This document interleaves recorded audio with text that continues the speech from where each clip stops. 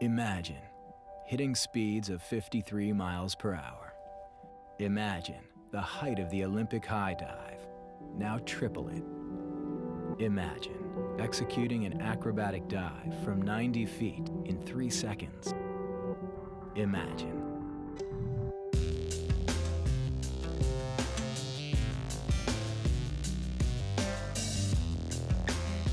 When you get up to dive on a high dive, especially 28 meters in the air with such a dangerous sport, you really just got to be calm and focused, clear your mind, and get ready to do what you love. But if you cannot overcome that part of the fear that you feel of jumping, of doing this dive, of risking that much for the dive, you're not going to get anywhere.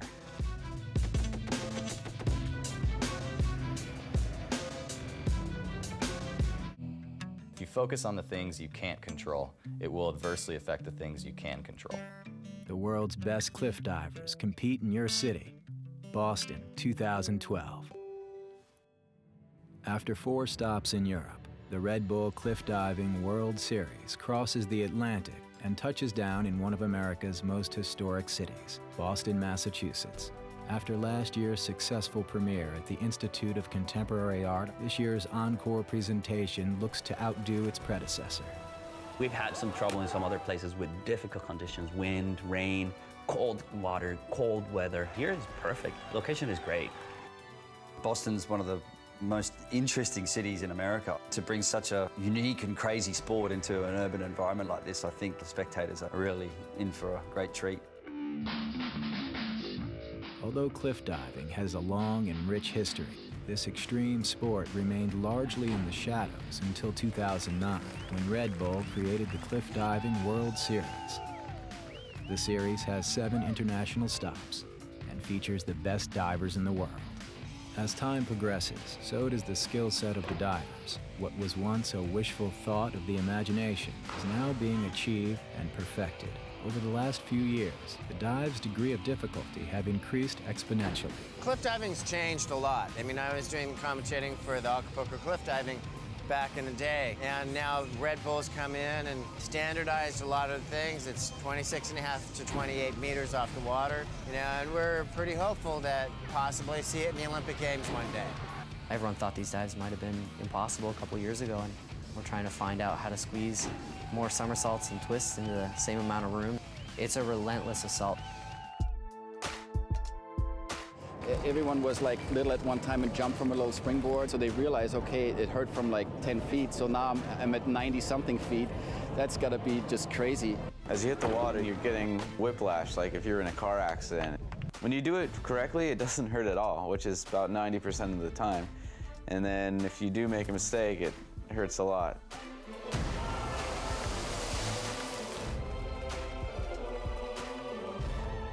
The 2012 Red Bull Cliff Diving World Series kicked off in Corsica, France.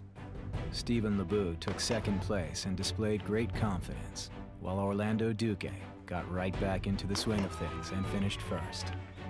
Next, the divers traveled to Grimstad, Norway. American Kent Demond placed third. Stephen Lebeau repeated as the runner-up, and Gary Hunt, last year's champion, took the top spot. The third event took place in Azores, Portugal. Here, the athletes leapt off a sheer rock face and a modern platform. Artem Solchenko took top honor, beating Orlando by 1/10 of a point.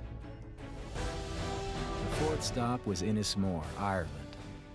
Stephen, Orlando, and Artem continued to excel as they leapt into a natural rectangle called the Serpent's Lair. After 4 rounds of competition, Orlando Duque has regained his previous form and leads the series in points. Orlando Duque has been cliff diving for more than 15 years. He is a 9-time world champion and captured the 2009 Red Bull Cliff Diving World Series title. You never, ever see Orlando falter. He doesn't go to the end of the platform and walk back. He's not nervous. His legs don't jitter. He's not shaking ever. He knows that he knows that he knows that he's going to be okay. Even if he gets a little off in his takeoff or the middle of his dive isn't as clean, he can always save it at the bottom, no matter what. David Colturi earned a spot on the tour by winning this year's qualifier. At 23 years of age, he is the youngest diver to ever compete in the series. David did an amazing performance in the qualification competition. I don't think he's kind of got into the swing of things yet, but it's his first season, and for everyone, their first season is just a learning experience. Gary Hunt is the 2010 and 2011 reigning Red Bull Cliff Diving World Series champion. Gary is doing the hardest dives in the world right now. You know, he has so much DD that even when he puts a list half together, he's going to be up there. This is Steve LeBou's second season on the tour. As a rookie, he finished 10th overall, and in just his second season, he has come on strong and podiumed 3 times. Coming up, the American divers try to make a splash in Boston. For the first time since the inception of the Red Bull Cliff Diving World Series, the tour came to America's shore in 2011. The Institute of Contemporary Art was the perfect urban landscape for the best divers in the world to take flight. This day was host to David Colturi's first appearance on the tour.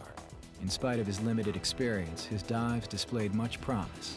In the finals, Steve LeBou attempted a dive he'd practiced only once before. If he could manage a flawless entry, he had a chance to podium. Great form all the way through. Unfortunately, he had to throw his arms up to finish his entry safely. A huge deduction. He left nothing on the table.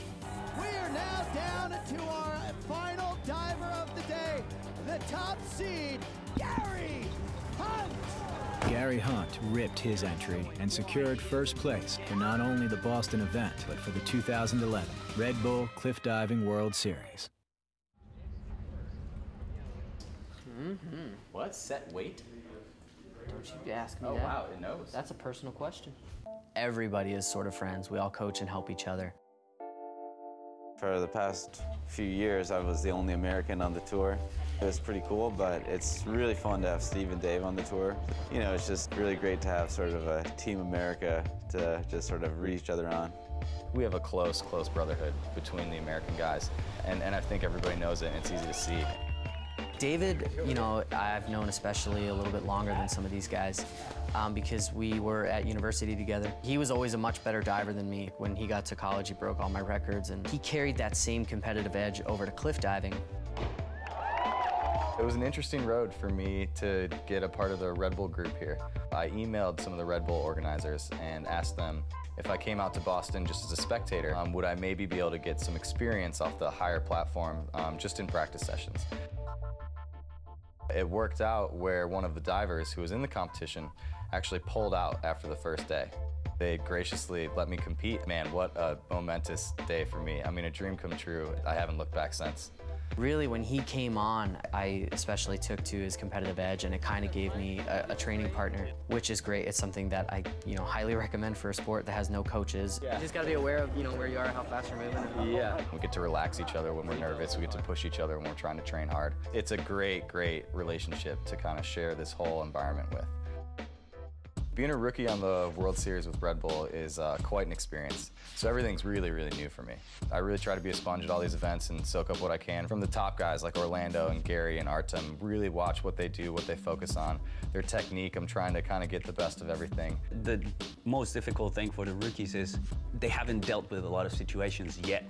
Each spot that we go to has its own little challenges and kind of unique things to get over, whether it's conditions with the weather or just logistics of the platform. We do training in the pool, we do training in some of the shows, but conditions are much more controlled. Once you're out in the open, anything can happen. I think that's the challenge for the rookies. This is David's first full year. All this is experience. He's going to get better and better. It's an experience of a lifetime, and I'm definitely looking to keep going with it as long as I can.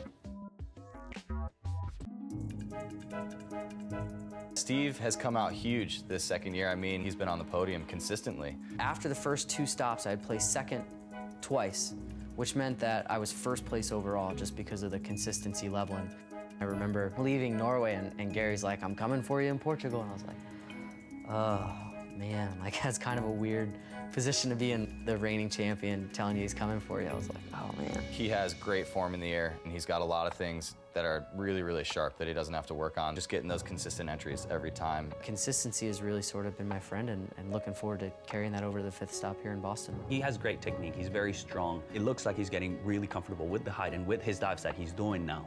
You'll see him doing big, big dives for really good quality, which is what's going to make a champion. Really, I can attribute some of the success this year to David being a part of my competitive edge. We're all gunning for each other at this point, and we're all pushing the sport. I mean, cliff diving has never seen athletes like this, dives like this before, and it's only going to get better from here. Coming up, the divers perform their preliminary dives.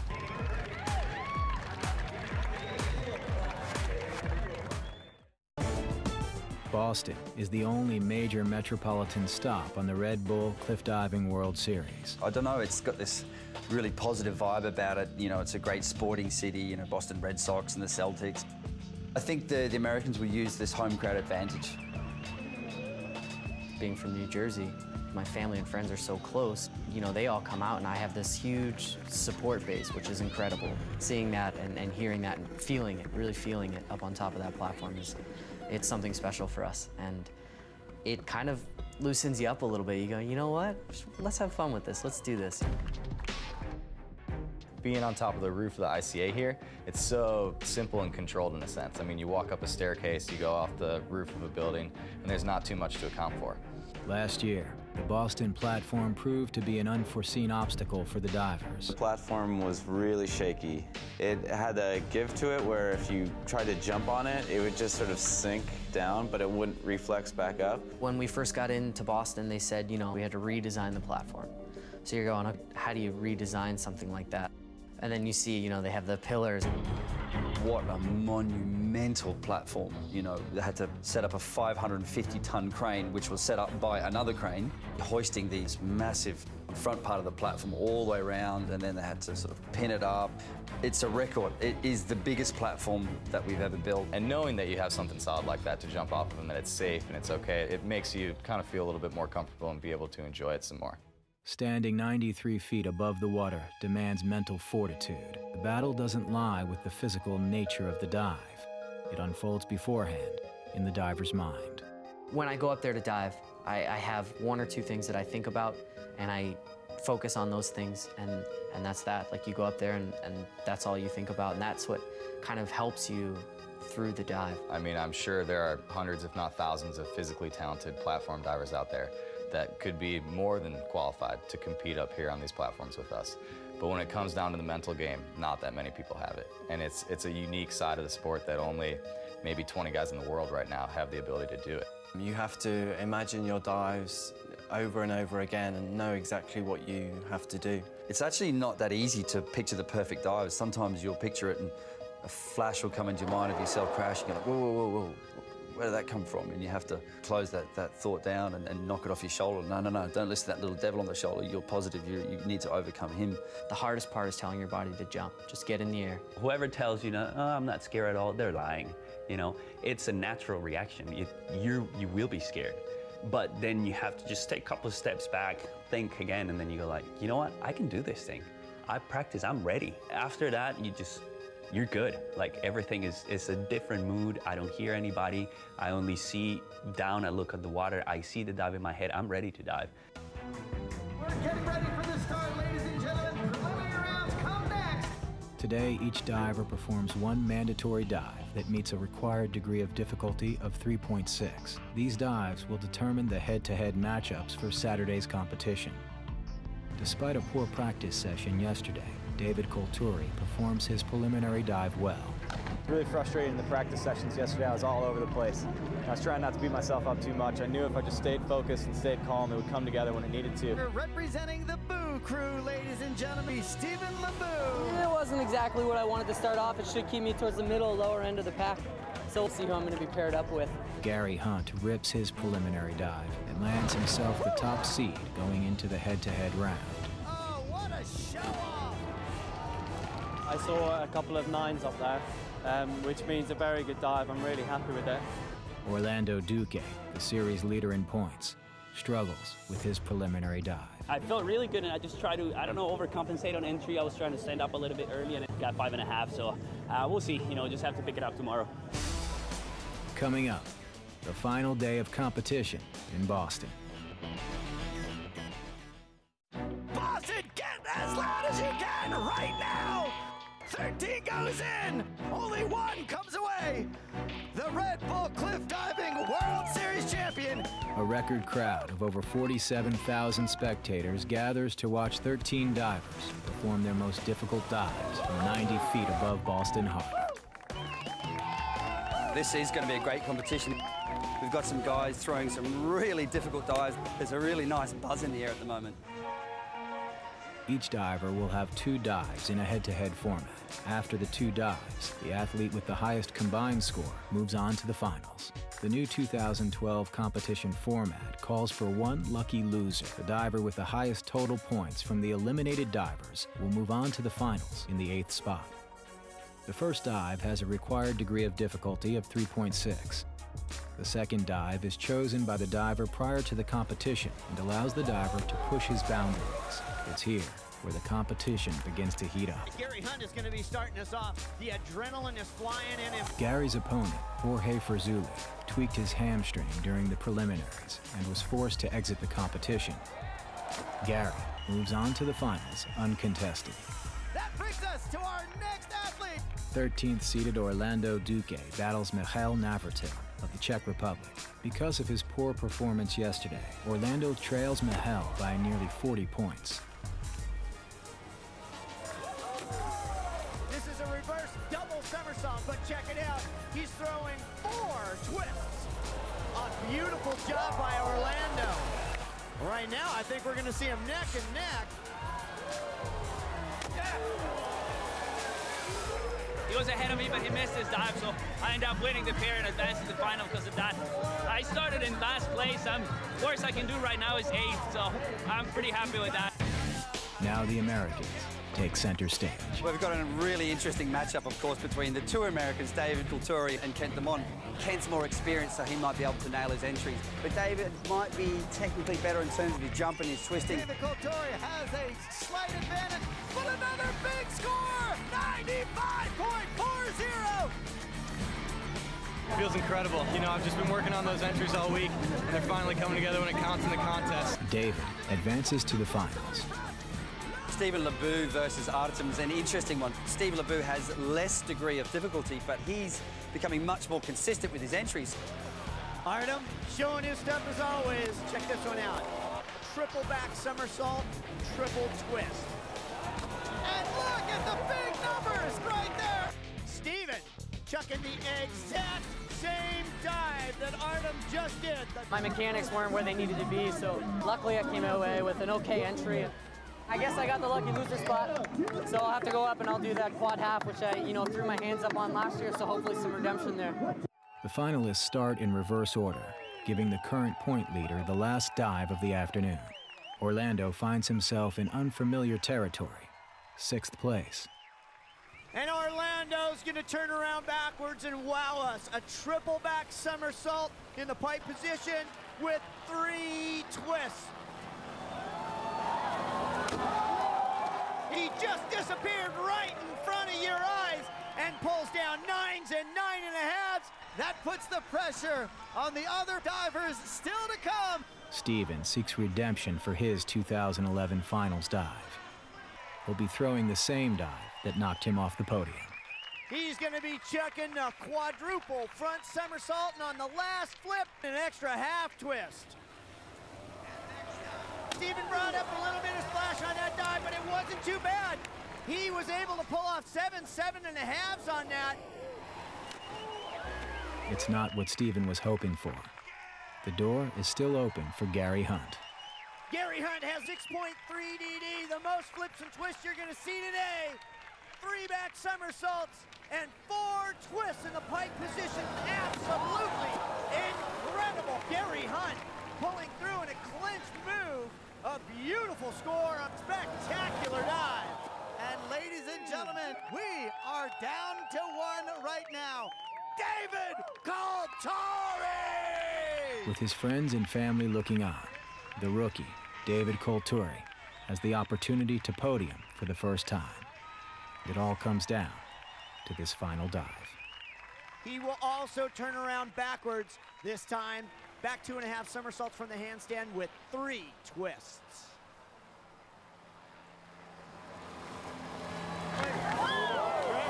Pressure is on. The score is in. Good enough for third. A great story right there. In the end, super happy with the dive and the performance. Just having a strong finish here and ending up on the podium for the first time is huge for me. I was worried yesterday because of my result. Now I'm still leading the series. Gary just caught up a little bit more with me. It's really great for me to have come back here and repeated the win from last year. It's just a pleasure to dive in front of a crowd like it was today.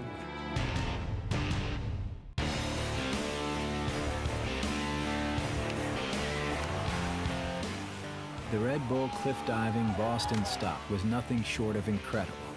With Orlando still in the lead and Gary nipping at his heels, the next 2 stops will be crucial to deciding this year's Red Bull Cliff Diving World Champion.